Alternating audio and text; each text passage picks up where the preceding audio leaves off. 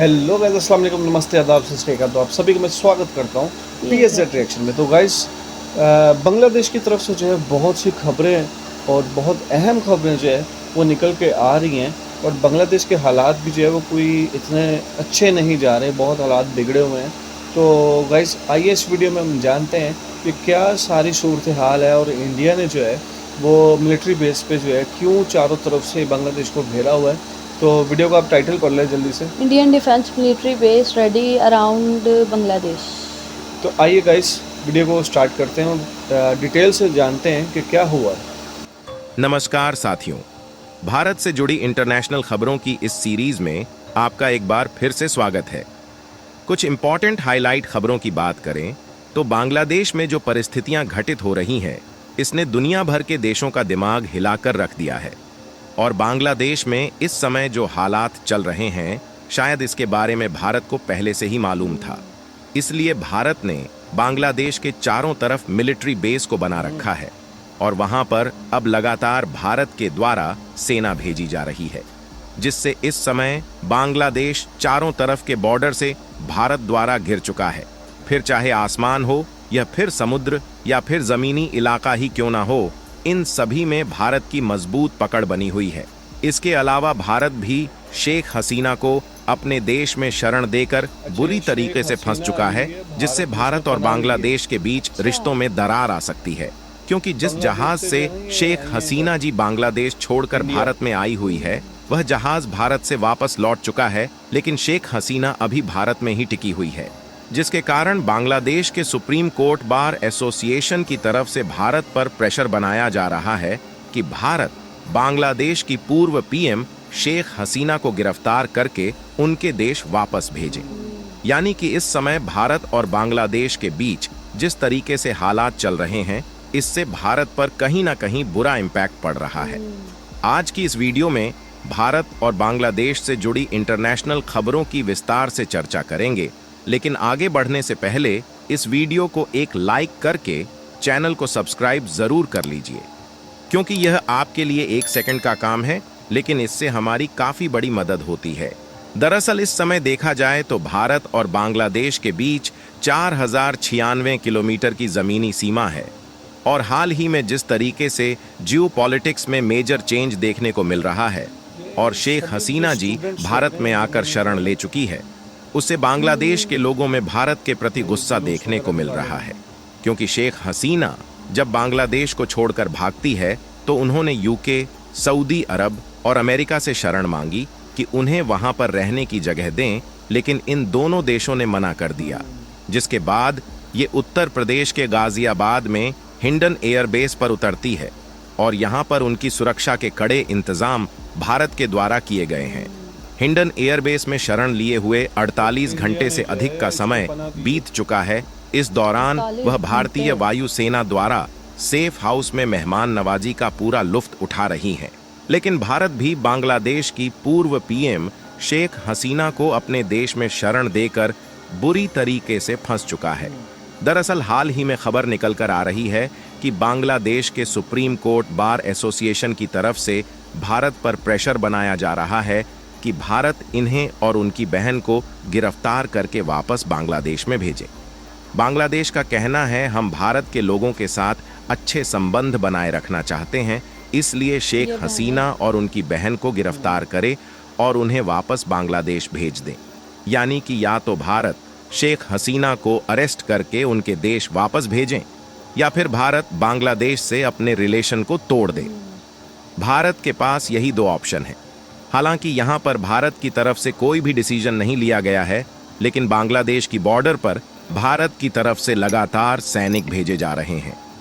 वैसे तो आपको जानकर हैरानी होगी कि भारत को यह बात पहले से ही शायद मालूम थी कि आने वाले समय में बांग्लादेश की परिस्थितियां बिगड़ सकती हैं। इसलिए भारत ने कई साल पहले ही बांग्लादेश के चारों तरफ मिलिट्री बेस बनाकर तैयार किए हुए हैं।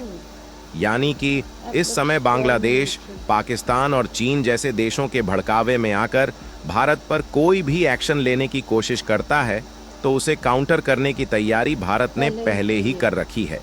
हालांकि यहां पर कहने को तो सिर्फ 4096 किलोमीटर की सीमा है, लेकिन इसमें कई सारी चुनौतियां हैं, जिससे निपटने के लिए बिना मिलिट्री बेस के संभव नहीं है। आज इस रास्ते में कई बड़े जंगल, दलदली इलाके, नदियां और पहाड़ी इलाके हैं, लेकिन इसके बावजूद भी भारत की तरफ से बांग्लादेश की चारों सीमाओं पर मिलिट्री बेस के बड़े और इंपॉर्टेंट इंफ्रास्ट्रक्चर को तैयार किया गया है।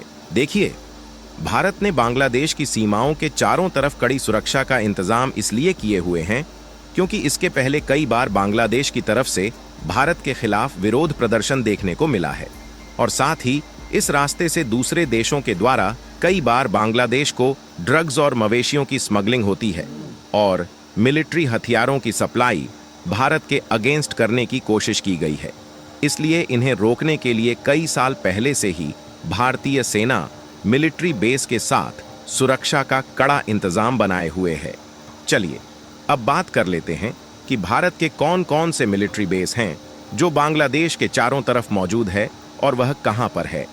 सबसे पहले वायुसेना के एयरबेस की बात करें तो इसमें पहले नंबर पर आता है हासीमारा एयर फोर्स बेस, जो कि बांग्लादेश की सीमा से मात्र 20 किलोमीटर दूर पश्चिम बंगाल में बनाया गया है। और दूसरे की बात करें तो वह है बागडोगरा एयर फोर्स बेस, और यह एयर बेस भी बांग्लादेश की सीमा से मात्र 30 किलोमीटर दूर पश्चिम बंगाल में मौजूद है। इसके अलावा दो और इंपॉर्टेंट एयर बेस पश्चिम बंगाल में मौजूद है जो इससे थोड़ी दूरी पर है। और यदि भारतीय थल सेना के जमीनी बेस पर नजर डाली जाए तो लगभग 6 एयर बेस ऐसे हैं जहां से भारत की आर्मी बॉर्डर पर कड़ी सुरक्षा दे रही है, जिसमें से लगभग 4 मिलिट्री बेस ऐसे हैं जो कि पश्चिम बंगाल से 10, 20 और 30 किलोमीटर दूरी पर बनाए गए हैं, जबकि मिस्सामारी और रांगिया नामक 2 आर्मी बेस ऐसे हैं जो कि भारत के असम में बनाए गए हैं, और यह बांग्लादेश की सीमा से मात्र 10 किलोमीटर दूरी पर है। और यदि नौसेना बेस को देखा जाए तो बांग्लादेश के आसपास लगभग 4 नौसैनिक बेस मौजूद है, जिनमें से पहला है INS नेताजी सुभाष, जो कि बांग्लादेश से लगभग 200 किलोमीटर दूरी पर भारत के कोलकाता में बनाया गया है, और दूसरा है INS पारादीप, जो कि लगभग 400 किलोमीटर दूरी पर है और यह भारत के उड़ीसा में मौजूद है। और बाकी के 2 नौसैनिक बेस अंडमान निकोबार और तमिलनाडु में बनाए गए हैं, जो कि बांग्लादेश से 1200 किलोमीटर दूरी पर है। हालांकि इन सब के अलावा और 3 नौसैनिक बेस आते हैं जो कि बांग्लादेश पर हमला कर सकते हैं, जिनमें विशाखापट्टनम, चेन्नई और एन्नोर नेवल बेस शामिल है। और ऑलरेडी BSF को भारत की तरफ से अलर्ट जारी कर दिया गया है, जिससे अलग अलग राज्य की सेना बांग्लादेश की सीमा की तरफ तैनात है। और इस रिपोर्ट को देखें तो इसमें साफ साफ बताया गया है कि बांग्लादेश के लगभग 500 लोगों ने भारत में एंट्री करने की कोशिश की, लेकिन भारत की बॉर्डर सिक्योरिटी फोर्स की तरफ से उन्हें वापस लौटा दिया गया है। यानी कि देखा जाए तो बांग्लादेश के लोग भारत में किसी न किसी तरीके से घुसपैठ करने की कोशिश कर रहे हैं। फिलहाल भारत की तरफ से तनिक भी ढिलवाई नहीं की जा रही है, लेकिन यदि इसके बावजूद भी बांग्लादेश के चरमपंथी ग्रुप किसी तरीके की गलत हरकत करने की कोशिश करते हैं तो अंजाम बहुत बुरे देखने को मिल सकते हैं। और कुछ एक्सपर्ट का मानना है कि बांग्लादेश को अलग अलग देश भी भारत के खिलाफ भड़का सकते हैं ताकि भारत से बांग्लादेश के रिलेशंस बिगड़ जाए। और कुछ एक्सपर्ट का तो यह भी मानना है कि भारत ने जिस तरीके की तैयारी कर रखी है, इससे भारत को शायद पहले से ही मालूम था कि आगे चलकर बांग्लादेश के साथ यह घटनाएं घटित होने वाली हैं।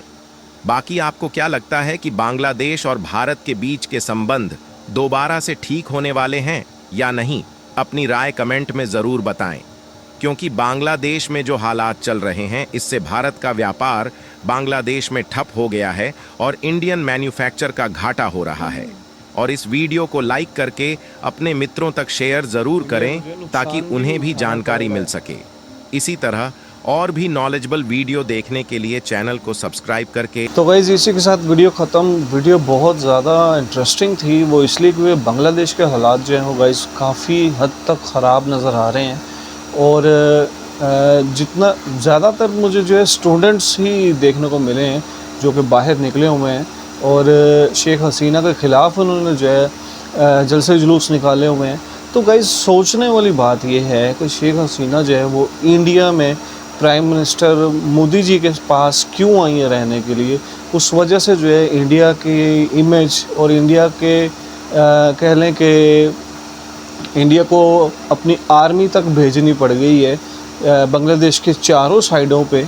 और जहाँ तक इस वीडियो में बताया गया है कि इंडिया को इस हालातों के बारे में पहले से ही पता था, तो इंडिया ने जो है अपने एयर बेसिस जो हैं और मिलिट्री बेसिस जो हैं वो बांग्लादेश के चारों तरफ जो है वो बना लिया कि बांग्लादेश जो है कोई उल्टी सीधी हरकत करने की कोशिश ना करे। लेकिन बांग्लादेश की जो जनता है वो अक्सर जो है वो इंडिया के अंदर घुसने की कोशिश करती रहती है और इंडिया के हालात जो है वो कशीदगी कह लें कि जो है उसको बढ़ाने की कोशिश करती रहती है।